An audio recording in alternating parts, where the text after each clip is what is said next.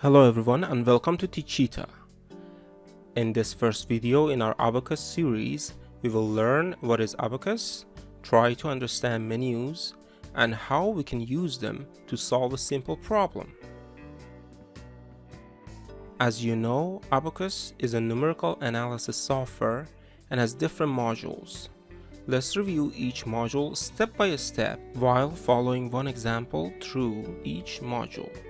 The first module we're going to look at is part module, where the problem takes form. There are two ways to define the shape where we want to solve a problem on. One way is to go over to Part tab, click on Manager, click on Create, and use various modeling operations to create the shape we want to work on. We have a 3D modeling space or a 2D one. We have also different types, as if the object is deformable or not. And at the bottom, under Base Feature, we will define how we're going to model the shape. Is it a solid or is it a shell? Are we going to use extrusions, sweep, or evolution? As soon as you click on Continue, you will enter the sketch environment, where you can model or sketch the object. However, the easiest way to model the object is to use SolidWorks and import it to Abaqus. Click on File, click on Import, and then Part. You can select your file and then click on OK, and the object should be imported into Abaqus environment. Next phase is to define the material. We're going to go under Property module. Now click on Material tab, then Manager, click on Create, and then let's define a name. For example, let's say steel. We have a solid static object that is under uniform load, so there is no need to define density. Let's proceed to Mechanical, Elasticity, and select Elastic. The unit at use here is in millimeters, so we provide the Young modulus for still in the same unit. Same goes for Poisson ratio.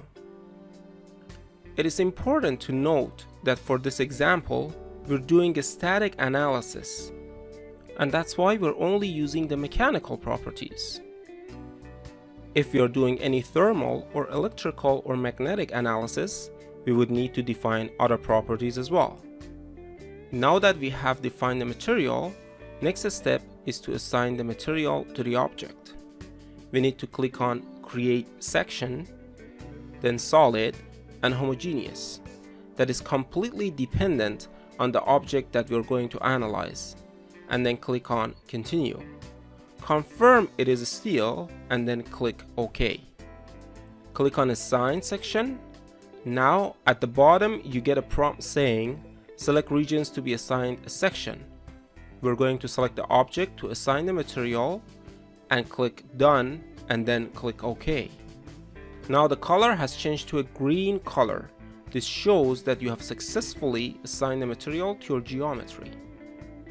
Now that the Properties module is done, we're going to go to the next one, which is called Assembly.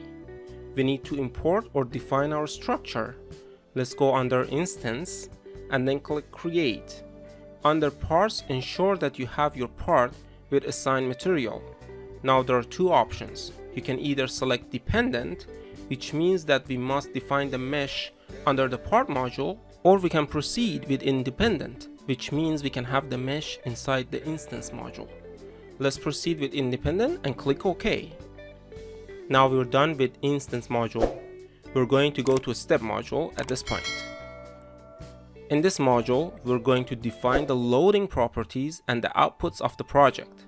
Click on Step and then Manager, and then click Create. Our example here is a linear static analysis, so Static General is the one we're going to proceed with. We have one type of loading, so we'll leave time period as 1. Now under nonlinear geometry, if we select on, we're going to solve the problem nonlinear, and if we select off, means that our object is going to stay in its elastic region, and then the problem is going to be solved linearly. In this example, as you remember, we're solving linearly, so nonlinear geometry is going to stay off. Click OK and then close. Now at this point, we have the loading and how the problem is going to be solved. Next step is to define the outputs. So click on Output, click on Field Output Request, and click on Manager. Let's click on Edit. We're going to have stresses, strains, the displacements, forces, and contacts on as default. However, in this example, there is only one object, so there are no contacts. Therefore, we need to unselect the contacts. Remember that the domain for this specific example is the whole model, and leave the frequency on timing as is. Click on OK and then close. Let's move on to interaction module. As we know, there is only one object. There are no contacts and there is no impact. However, in future videos, we will have multi-objects where we have impacts and contacts, and we will review how to solve those problems.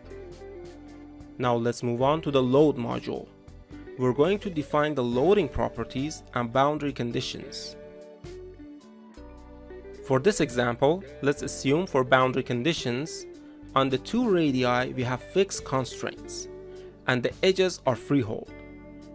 Click on Boundary Conditions or BC at the top, click on Manage, and then click on Create. We have a mechanical and displacement rotation type. Now we need to select the regions for the boundary condition. We want to select the regions to apply the boundary conditions at this point. We can click on this round arrow at the top to rotate the part. So we're going to select the two edges on the radius. We're going to rotate the part again and then select the other two edges. Please note that when you are selecting multiple faces, you must hold down the Shift key and select the next face. If you don't hold down the Shift key, software will only consider the last face that was selected. We're going to click on Done. We have 3 displacements and 3 rotations. So we're going to select all U's and all UR's. And then click on OK and ensure that every value is 0 as well. Let's close it. Now let's see how the load is applied on this object. Click on Load, click Manager, Mechanical, and then click on Pressure.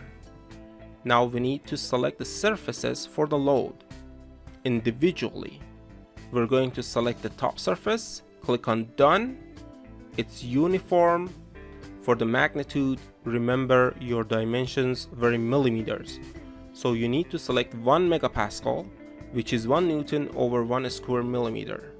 The magnitude should be 1.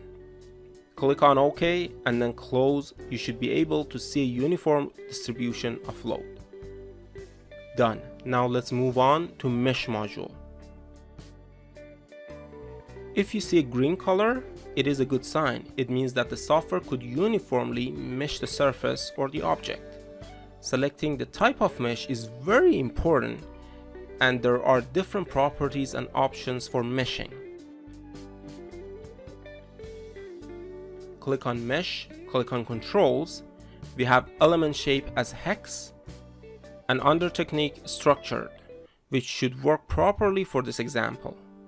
Now let's go under Mesh and Element Type, then click the object and then click Done.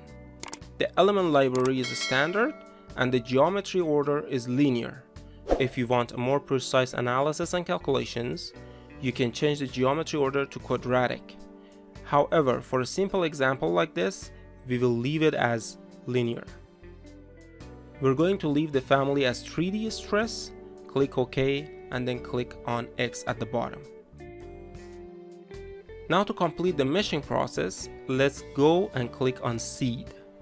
Then click on Instance.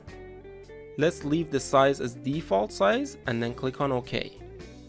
Next, click on Mesh Part Instance, and you should see a prompt at the bottom that says OK to mesh the part instance. Click on Yes, and then the color should change to blue. You should see a uniform mesh, which is what we're looking for. Since this is a simple shape, software did a very good job creating the mesh. However, for more complex examples, sometimes we might have to manually mesh the object, which we will see in future videos. Now let's circle back to what we talked about on dependent and independent meshing under assembly module.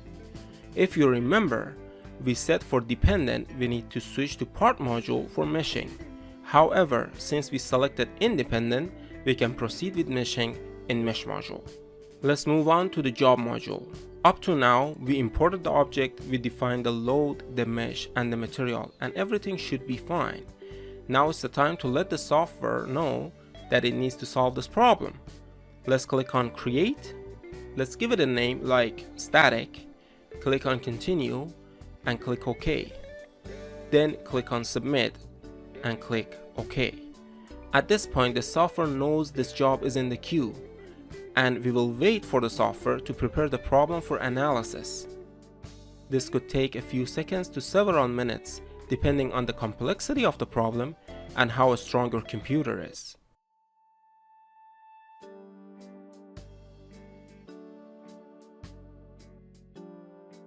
Now you can see that it says the job input file has been submitted for analysis, and the software will proceed to solve it.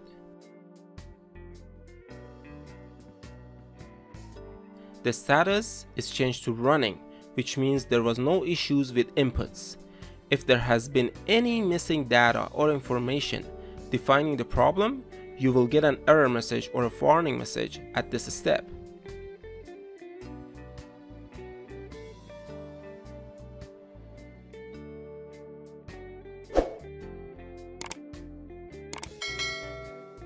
The status now has changed to completed.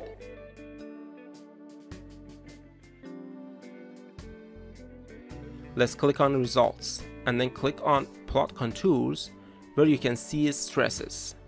A stress is maximum at the red area, and in the blue area the stress is less. You can also change the stress to displacement from the top to see different results. You can see the maximum displacement is at the red region. Please note that since the meshes were quite large, for a more precise answer, you might need to have a smaller mesh size and run the analysis again. If after a few iterations on various sizes, the results stay in about 5% neighborhood of each other, it means the answer has converged and should be considered a final solution and a reliable one. I hope that you've learned how to define a simple problem in Abaqus today and how to use the software to solve a simple linear solid model. I look forward to seeing you in future videos where we dig deeper into more complex problems. These problems are going to be more interesting and more challenging in Abaqus. Our goal is to introduce more real-world problems. Please subscribe to our channel, hit the like button and leave a comment below for any questions or specific problems that you might have dealing with Abaqus. Looking forward to seeing you guys on the next video.